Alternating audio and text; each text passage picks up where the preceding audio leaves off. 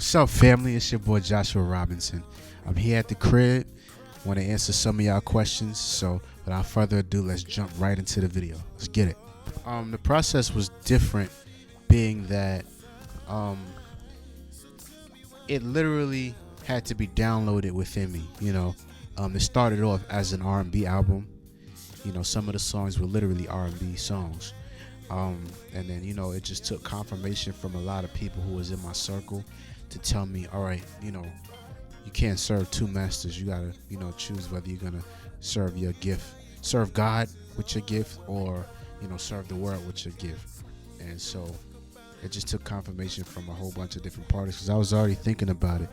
And so as soon as I gave God a yes, I'm gonna make my music for you, that's when literally the whole process changed, and I began to get songs downloaded into me from dreams and things of that nature. So it was really an awesome experience.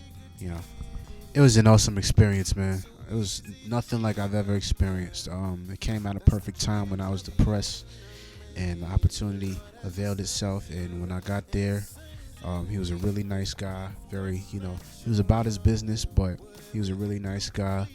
And it was a dream come true. A lot of people that was in the audience that I actually wanted to see in concert for the first time, me seeing them, they're watching me on the stage. I'm not watching them. So it was an awesome experience, and then getting to meet people backstage. But it's a blessing. It's a big blessing to be able to say I shared the stage with one of my biggest influences. I have a lot of different influences.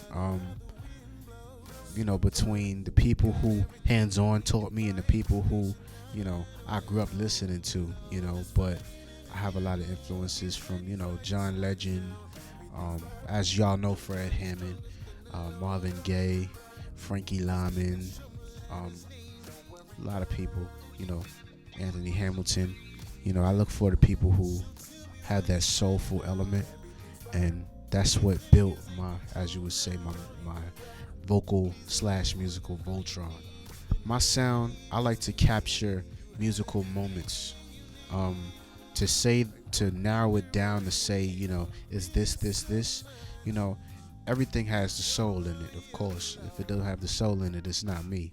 But, I capture a lot of the musical moments of the late 80s, the 90s, and the early 2000s, because I feel like, honestly, that was the best era of, music.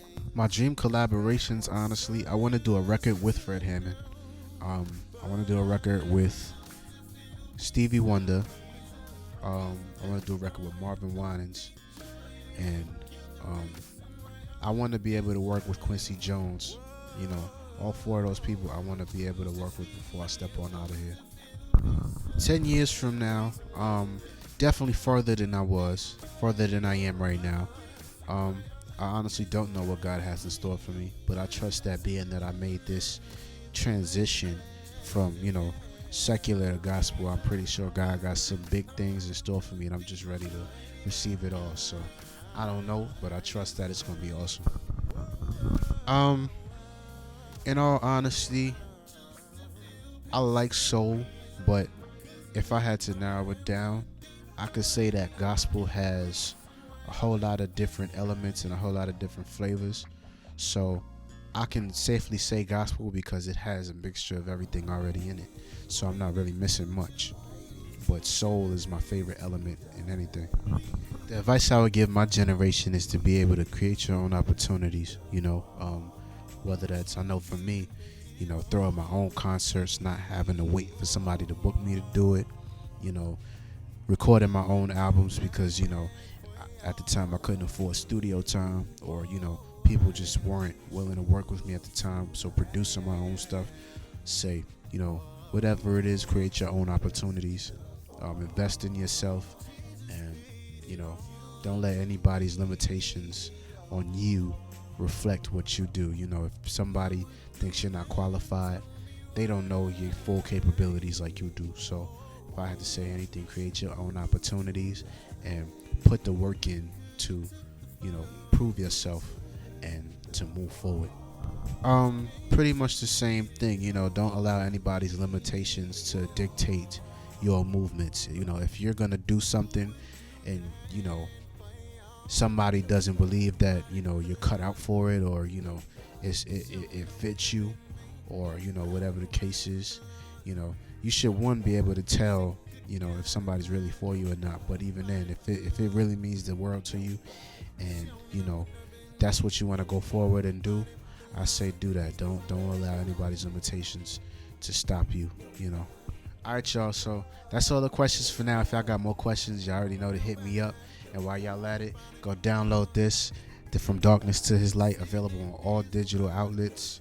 And yeah, stick with your boy. We got more work coming. We got more content. One, love y'all so much. God bless.